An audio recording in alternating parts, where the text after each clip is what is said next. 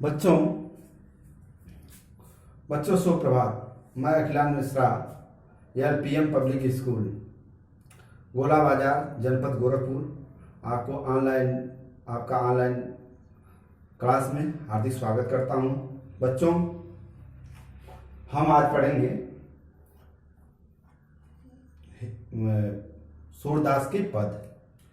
पहले सूरदास का आत्म परिचय को प्राप्त करेंगे। जैसा कि बच्चों आप जानते हैं कि सूरदास भगवान श्री कृष्ण के अनन्य भक्तों में से एक हैं। सूरदास जी का जन्म 1478 ईस्वी में हुआ था, ऐसी मान्यता है।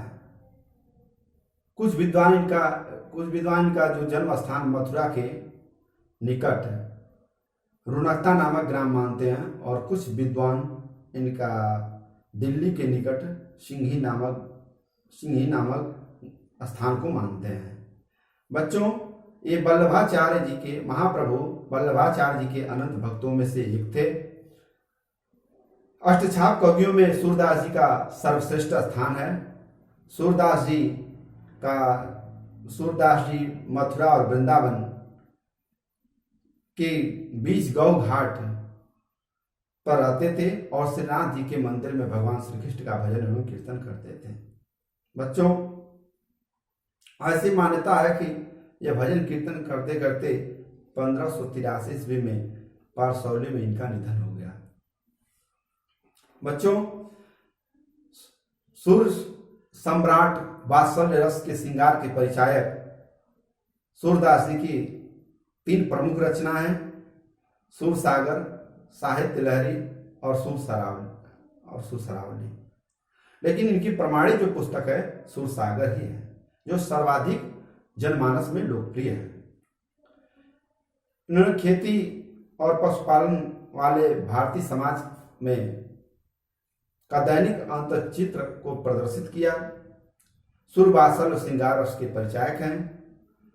यह सूर ने मानव प्रेम की गौरव गाथा के माध्यम से सामान्य पुरुषों के अंदर मनुष्यों को बोध से मुक्त किया और उसमें एक जीने की ललक पैदा की। बच्चों, सूरदास जी का जो पद है वो ब्रज भाषा में लिखा गया है, और यह सूरदास जी का जो साखी समुद्र में सूरदास जी का जो सूर सागर है वो सर्वाधिक प्रसिद्ध है। यहाँ सूरदास जी के सूर सागर के ब्रह्मगीत से 4 पद लिए गए हैं।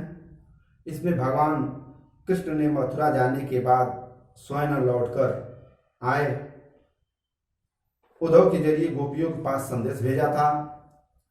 उद्धव ने निर्गुण ब्रह्म युग का संदेश दिया, और कृष्ण भगवान एक बार उद्धव जी को गोकुल भेजते हैं मथुरा से, और उद्धव जी जाते हैं और सुख संदेश उद्धव जी जाते हैं और गोपियों के बीच अपने ज्ञान मार्ग के बजाय प्रेम मार्ग ज्ञान मार्ग को बांटते हैं, और गोपियां ज्ञान मार्ग के बजाय प्रेम का मार्ग पसंद करते हैं। यह भ्रमर गीत का यहाँ प्रारंभ होता है। गोपियों ने भ्रमर के बहाने उद्धव पर व्यंग बाण छोड़े। इस चीजें आपको पढ़ने को मिलेंगी। बच्चों, पहले पद में गोपियों की यह शिकायत वाजिब लगती है कि यदि ये उद्धव कभी स्नेह के प्रेम के धागे से अगर बंधे होते तो विरह की वेदना को अनुभूति अवश्य कर पाते। दूसरे पद में गोपियों ने स्वीकारोक्ति की कि उनके मन में अभिलाषाएं मन में ही रह गईं, ऐसा गोपियों ने कहा है। तीसरे पद में उद्धव की योग साधना की कड़वी ककड़ी जैसे बताकर अपने एकनिष्ठ प्रेम में दृढ़ विश्वास प्रकट करती हैं। चौथे पद में उद्धव को ताना मारती हैं कि कृष्ण ने अब राजनीति पढ़ ली। अंत में गोपियों द्वारा उद्धव को राजधर्म, प्रजा का हित याद दिलाया जाना सूरदास की लोकधर्मिता को दर्शाता है। बच्चों, अब हम पढ़ेंगे, सस्वर वाचन करेंगे। पद सस्वरवाचन में आप ध्यान से सुने। उधो तुम हो अति बड़े भागी, अपरस रहत स्नेह तगाते, नाहिन मन अनुरागी। उधो तुम हो अति बड़े भागी, पुरैन पात रहत जल भीतर, तारस देहन दागी। ज्यों जल माह तेल की गागरी, बूदिन ताको लागी। उधो तुम हो अति बड़े भागी, प्रीति नदी में पाऊ न बोर्यो, दृष्टि न रूप परागी। उधो तुम हो अति बड़े भागी, सूर्यदास अबला हम भोरी, गुर चाटी ज्यों पागी। उधो तुम हो अति बड़े भागी।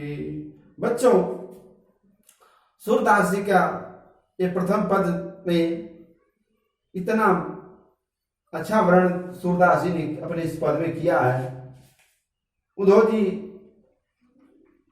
को उस भौरे के बहाने उधो जी पर गोपियां अपनी व्यंग बाण छोड़ रही हैं और कहती हैं कि हे उधो जी, आप सबसे बड़ा गलती किए हैं। उधो जी अपनी ज्ञान मार्ग की बातें गोपियों के सम्मुख कह रहे हैं, लेकिन गोपियां उनकी किसी बात के बहकावे में नहीं आती हैं। बच्चों,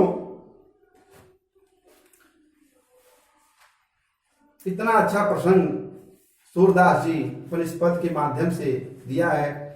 इन छंद में गोपियां उद्धव से अपनी व्यथा कह रही हैं, क्योंकि उन्हें लगता है कि उद्धव तो कृष्ण के निकट रहते हुए भी उनके प्रेम में नहीं बांधे, तो इसलिए कहती हैं कि हे उद्धव, तुम बड़े भाग्यशाली हो, आप बड़े भाग्यशाली हैं, क्योंकि उद्धव बड़े ही भाग्यशाली हैं, क्योंकि कृष्ण से जरा भी मोह नहीं है। उद्धव के मन में किसी भी प्रकार का बंधन या अनुराग नहीं है, ऐसा कहती हैं। बल्कि वे तो कृष्ण के प्रेम रस से जैसे अछूते हैं, वे इस कमल के पत्ते के समान हैं, जो जल के भीतर रहकर भी गीला नहीं होता। अर्थात उद्धव के शरीर के अंदर कृष्ण के प्रेम रूपी दाग धब्बा नहीं दिखाई देता है। जैसे तेल से चुपड़े हुए गागर पर पानी की एक एक बूंद नहीं ठहरता, ठीक उद्धव पर कृष्ण के प्रेम का कोई असर नहीं हुआ है। गोपियां उद्धव जी को ऐसा ताना मार रही हैं, व्यंग कर रही हैं। गोपियां कर रही हैं, हे उद्धव जी, आप प्रेम की नदी के पास रहकर भी आप उसमें डुबकी नहीं लगा पाए। कहती हैं, और उनका मन पराग को देखकर भी मोहित नहीं होता। गोपियां कहते हैं कि गोपियां कहते हैं कि हे उद्धव जी, हम सारी गोपियां एक अबला नारी हैं, जो सिर्फ उसी प्रकार हैं जैसे किसी गुड़ में चींटियां लिपट जाती हैं, ठीक उसी प्रकार हम लोग कृष्ण के प्रेम में लिपट गए चुकी हूं। एक बार और इसका भावार्थ जान जाएं। उद्धव तुम हो अति बड़े भागी। उद्धव जी जब अपना नीति का उपदेश देते हैं, कहते कि ईश्वर निर्गुण है, तो गोपियां उद्धव जी को उस भ्रमर के बहाने व्यंग छोड़ रही हैं और उद्धव जी से कहते हैं, हे उद्धव जी, आप बड़े भाग्यशाली हैं कि अपरस रहत स्नेह तगात है, नाहिन मन अनुरागी। हे उद्धव जी, क्या आपको के मन में किसी भी प्रकार का कृष्ण के प्रति थोड़ा सा भी मोह और अनुराग नहीं है? क्या आप उस पुरैन पात्र रथ जल भीतर तारस देह न दागी, उस पुरैन कमल के पत्ते के समान हैं? हे उद्धव जी, आप उस कमल के पत्ते के समान हैं जो जल के भीतर रहकर भी गीला नहीं होता। उसी प्रकार आप कृष्ण के समीप रहकर, कृष्ण के मित्र होकर के आप कृष्ण के प्रेम में कभी डुबकी नहीं लगाए, कभी अपने अंदर शरीर के अंदर प्रेम रूपी दाग धब्बा आपका कोई दिखाई नहीं देता। जो जल माह तेल की गागर, जिस प्रकार तेल से चुपड़े हुए गागर की पर जल क्या बूंद नहीं ठहरता, हे उद्धव जी, आप ठीक उसी प्रकार हैं। जिस प्रकार पराग को देखकर भी उनका मन पराग को देखकर भी मोहित नहीं होगा। गोपियां कहती हैं, हे उद्धव जी, प्रीति नदी में पाँव न बोरियो, उस आप प्रेम रूपी नदी में अपने पाँव को नहीं बोर पाए। दृष्टि न रूप न परागी,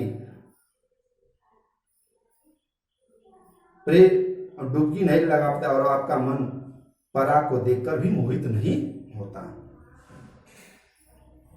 सूरदास अबला अब भोरी, सूरदास जी कहते हैं कि गोपियां एक अबला, एक नारी की तरह, एक भोली भाली अबला नारी, गोपियां एक अबला भोली भाली एक अबला नारी हैं नारी की तरह हम लोग हैं। जैसा कि जिस प्रकार गुड़ में चींटी लिपटी रहती है, उसी प्रकार हम कृष्ण के प्रेम के बंधन में लिपटे हुए हैं।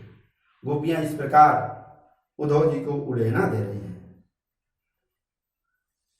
बच्चों, अब दूसरा पद को हम पढ़ेंगे, थोड़ा आप जाने। मन की मन ही माझ रही, कहीं जाए कौन पे उद्धव नाही परत कहीं। अवधि आधार आस आमन की, तन मन बिथा सही। अब इन जोग संदेश सुनि सुनि, बिरहिन बिरह दही। चाहती हुती गुआर जितै, तै उत तै धार बही। सूरदास अब धीर धरही, क्यों मर जाना न रही। दूसरे पद में सूरदास जी कहते हैं कि गोपियां कहती हैं, इस छंद में गोपियां पर मन की व्यथा का वर्णन उद्धव से कर रही हैं। वो कहती हैं कि हे उद्धव जी, आप क्या जानेंगे हम लोगों के मन के दर्द की बातें।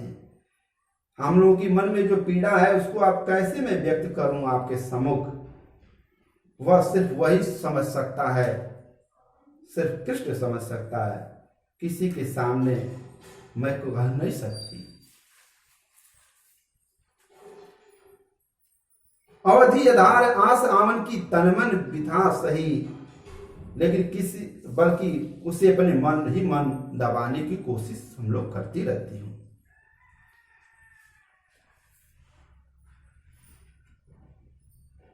अब इन जोग संदेशन सुन सुन बिरहिन बिरह दही। चाहती उत गुहार जितैते उतते धार भई। गोपियां कहती हैं, हे उद्धव जी, पहले तो कृष्ण के आने के इंतजार में उन्होंने अपने दर्द सहा था। अब कृष्ण के स्थान पर उद्धव आए हैं तो वे अपने मन की व्यथा में किसी योगिनी की तरह जलने लगती हैं। कहती हैं कि पहले कृष्ण के इंतजार के आने में अपने हम दर्द सही हूं, अब आप कृष्ण के स्थान पर आए हैं, अब हम लोग उस योगिनी की तरह एक अग्नि में जल रही हूं। कृष्ण तो हम लोगों की सुधि कभी लेने नहीं आए, बल्कि अपने प्रेम का रोग लगा करके वह वृंदावन वह गोकुल छोड़कर मथुरा चले गए।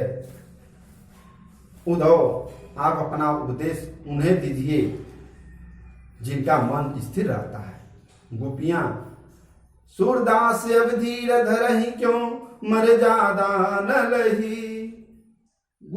सूरदास जी कहते हैं कि अब गोपियां धैर्य को धारण नहीं कर सकती। गोपियों का मन तो कृष्ण के प्रेम में सदा लगी हुई, उनका मन का स्थिर नहीं है। बच्चों,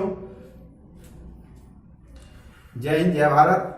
आप पढ़िए और इसका सस्वर वाचन करिए और इसका भावार्थ को स्पष्ट करें। जय हिंद।